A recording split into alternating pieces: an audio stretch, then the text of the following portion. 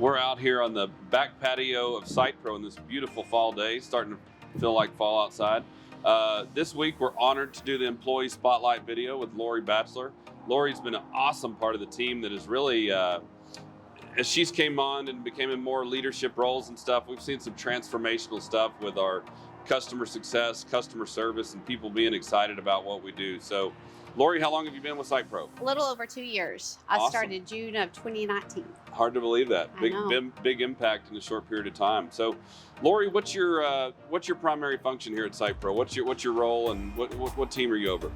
My primary function is customer success. That is the team that I manage. I have 2 employees that work for me, and our goal is to understand our customers' day-to-day business and to incorporate those processes with them using our SitePro software or the SitePro Central database, whichever one that they are on.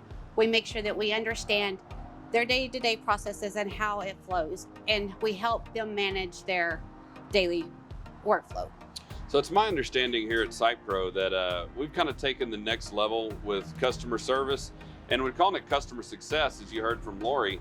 Can you tell me a little bit about the difference between customer service and customer success? So customer success, what our role is, and this is the beauty of our role, when we call the customers, we're not trying to sell them anything. We're wanting to make sure that they're able to use the software, that they don't have any issues using the software, and we want their experience to be the best that it could be. From the onboarding side, from the onboarding time all the way through, we reach out to all of our customers at least once a quarter, just to check on how they're processing, how they're going, and that's the beauty. They don't dread our calls because we're not selling them anything. Sure, here to help. Right. So Lori, whenever you're doing these proactive customer reach outs and everything, how many customers do you contact? Me and my team that consists of Nancy Myers and Lee Ward, we reach out to 80 customers every quarter. And when I say we reach out to 80 customers, we reach out to at least one employee within our customer organization.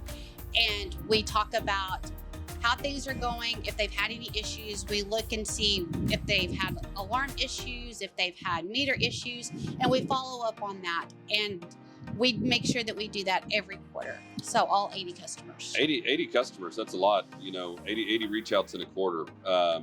As we start to bring on other, municipalities, water utilities and stuff like that, I guess having that team really understanding that, sounds like you got a great team that helps you. So yes, I do. As we roll that, it's probably going to become more important, right? Yes, absolutely. So, our team is very small, and so we wear many hats, and we also have the product team that is behind us that, they're a great tool for us if we have questions on how something operates in the software. They are right there with us.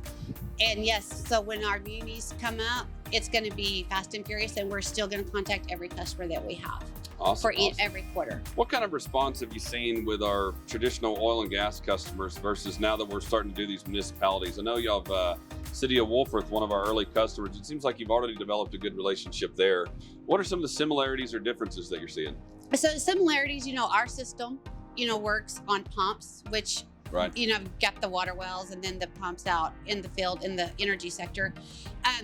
Everybody is extremely nice. They want to know what they're looking at. They want to know the data, and it's a new toy, right? So some people are not real good on the change. And so that's where we come in and we're like, look, this is really easy. This is how we do it. This is what we have found that works really great for our end users. And when we get those people from the admin side to using it, they're like, yeah, this is a game changer for us. Awesome. That's really cool. Yeah. Well, that's awesome. I tell you what, I've seen a transformational impact on customer relations and stuff with what you and your team have done. So it's been awesome. So thanks for kind of explaining that. Has there been any specific examples, or do you have like a story you could tell us about, maybe where a situation was tense and y'all turned it around?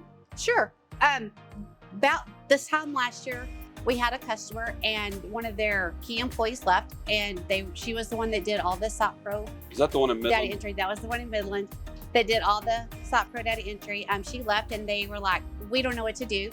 So they contacted us, and not only were we able to guide them on their processes just from what we did know about that customer, our customer, and how they worked their billing and stuff, but they also found out that they were delinquent with the Railroad Commission. And so through our managed services, we offered our services for us to get their P18s current, and we were able to get them back current with the Railroad Commission within like 6 weeks. Wow, wow. Now they could have been facing some substantial fines and penalties, right? Yes, sir. Might have even got Shut shut them down. Yes, Yeah, shut down their their operations. facilities. Yes. So that could have been, that's one of these things, these employee spotlight videos that we're really trying to focus on is reliability and, standing behind what we do with our products and services. And so a lot of times there's all these unseen heroes here at SitePro of exciting things that people have done.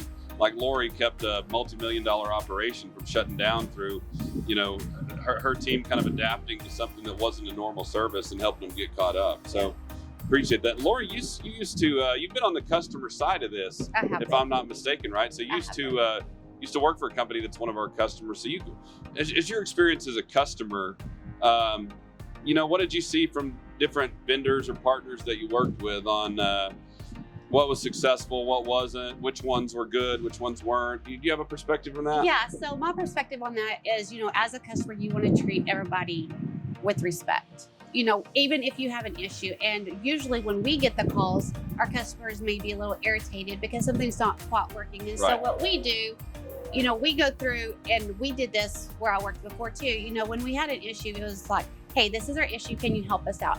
Right. And giving them all the information and saying, hey, this is what I need help with.